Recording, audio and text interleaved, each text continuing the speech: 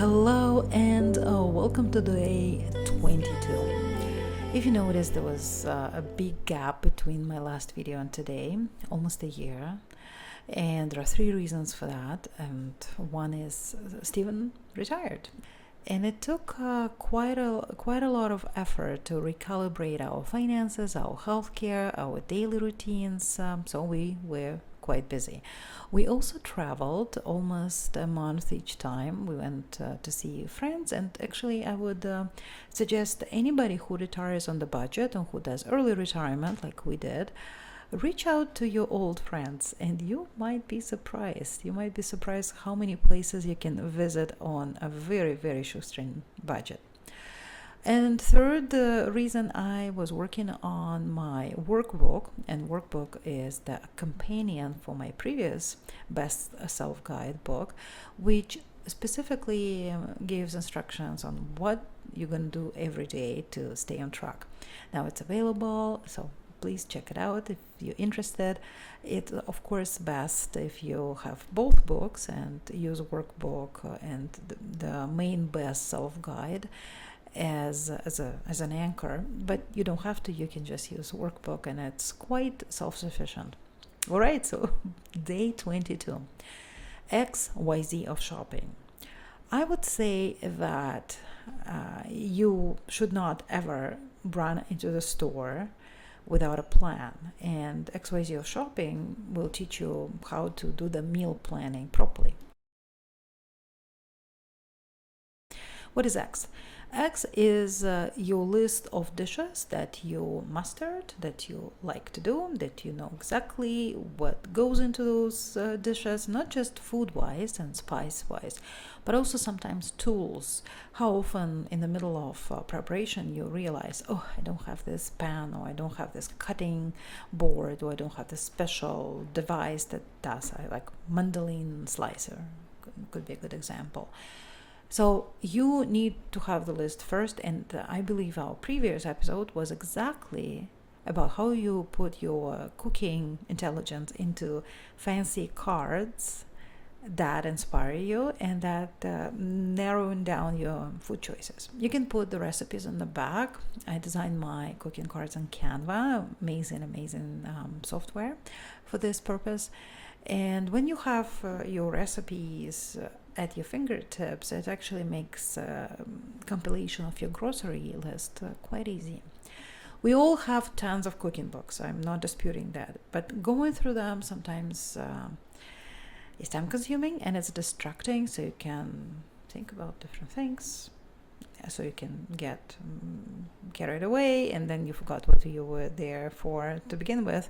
So narrow down your food choices, your meal preparation choices into those cooking cards. So this is X. Now Y is what is it that you have in your fridge, what is it that you have in your pantry, and if those two areas are not organized, then please go to those videos and spend actually a day on each, organizing your chic pantry, chic kitchen, and chic fridge. Now, when you know what you're cooking and you know down pat what is it that you have, not only it removes the stress, removes this time and agony or what we're going to eat, but it will save you tons of money by not buying food you already have and by not wasting food you bought, because in the middle of your cooking process you find out something was missing. So obviously shopping makes the Z of this formula of mine. Z is how you shop, when you shop, and anything to do with the grocery spending. Within this Z of shopping, I would let's call it ABC. Those things that the cornerstones, the pillars of well-planned grocery shopping. In my opinion, first is the chart of your favorite grocery stores, the places you usually go. We all go to more than one. We buy fish in one place, we buy meat at a different place. I wish they were all in one spot. I don't enjoy going to different places.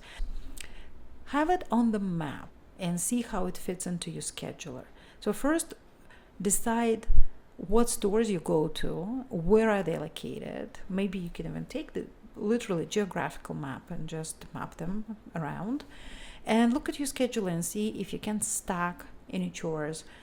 For example, when Mark was little and he was at the karate class, there were a couple of good grocery stores in the area, and it didn't occur to me to go and do my shopping in some kind of an organized way while he was at the class. I actually was sitting and reading something or napping in my car, and then I would run to the store at the very last minute, sometimes with a kid. Like, never go to the grocery store with a kid if you want to stay sane.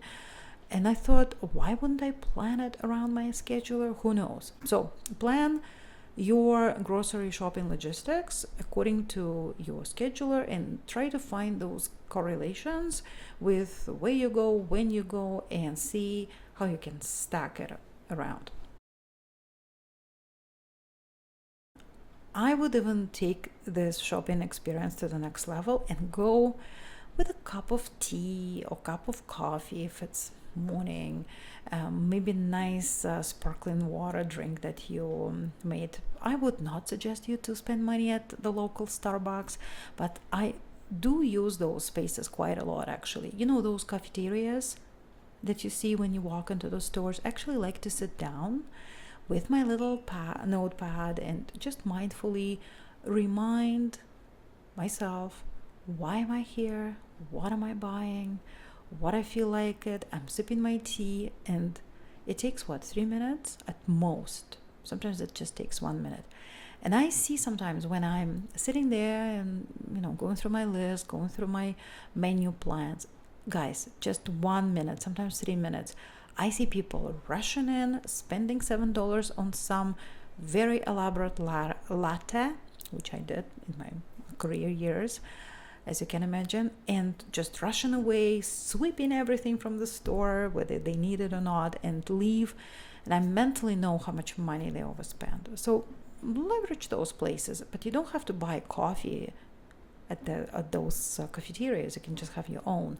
So go prepared with your nice Yeti mug, or whatever mug actually, your basket. I like my French baskets. I like my fancy cup. I like my special wallet that keeps all my discount cards organized. I keep my receipts there. I have this little sidekick journal where I'm just going through the list, make sure I didn't forget anything, and just pausing, not rushing into things all the time.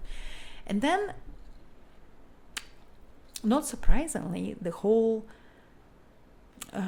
experience of grocery shopping is more luxurious, more elevated. So have this experience, and let's call it B of shopping. So A would be the logistics, trying to fit the stores you go to into your scheduler, and B is try to have a pleasure, a little bit of fun. And I think by now, always shop along the perimeter of the store and never in between.